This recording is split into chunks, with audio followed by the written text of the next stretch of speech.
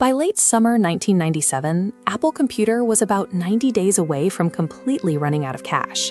They were on the absolute brink of bankruptcy. The broader tech industry and the public had basically already read the company's obituary.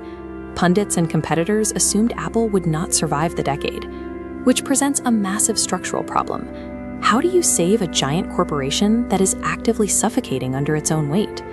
The imminent collapse wasn't happening because their engineers lost talent or lacked ideas.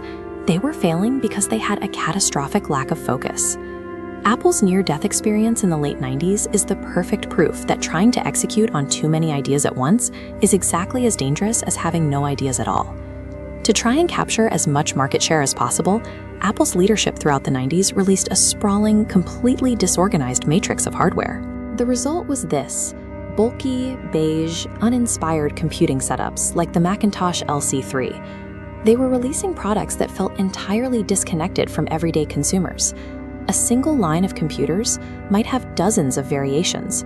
Consumers walking into a store were paralyzed by minor differences, and the core identity of what made an Apple computer special was completely lost. And the financial mechanics of this were brutal. Manufacturing, marketing, and offering tech support for dozens of disjointed, failing product lines was draining their cash reserves at an alarming rate. Their strategy of trying to fix falling revenue by launching even more product lines was actively accelerating their death. When Steve Jobs returned to Apple, he didn't step back in as a visionary inventor dreaming up a magic fix.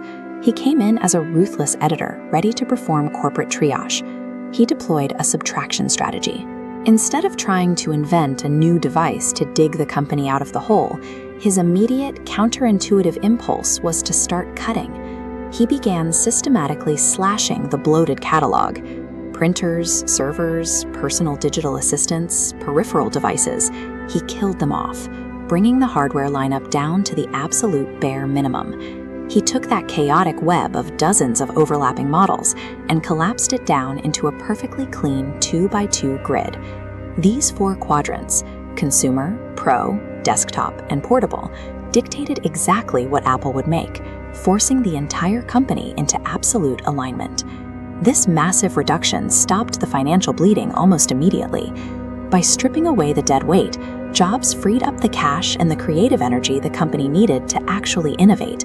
With the clutter gone, the entire company could point all of its engineering and design resources toward executing a very small number of products perfectly.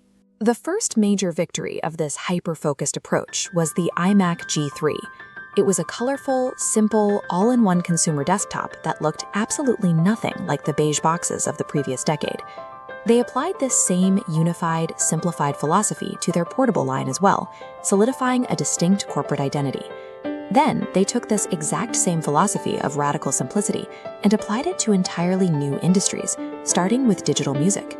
The iPod dominated the market because it was the right product, completely stripped of all unnecessary buttons and features. This strategy eventually culminated in the iPhone, a singular device that changed global communication. These highly successful products only saw the light of day because Apple had first learned the strict discipline of shutting down mediocre ones. Look at the contrast between their reality in 1997, 90 days from death, and where they sit today as one of the most valuable tech companies in history. This chart maps Apple's market valuation over time. Starting essentially flat near zero in 1997, you can see the line climb exponentially upward, eventually crossing into the trillions. The core takeaway here is that sustained business growth is rarely achieved by throwing a massive volume of products at the wall to see what sticks. True innovation requires the agonizing discipline of saying no to hundreds of perfectly acceptable ideas to protect the resources needed for a few great ones. To build the right products, you have to master the fearless art of subtraction.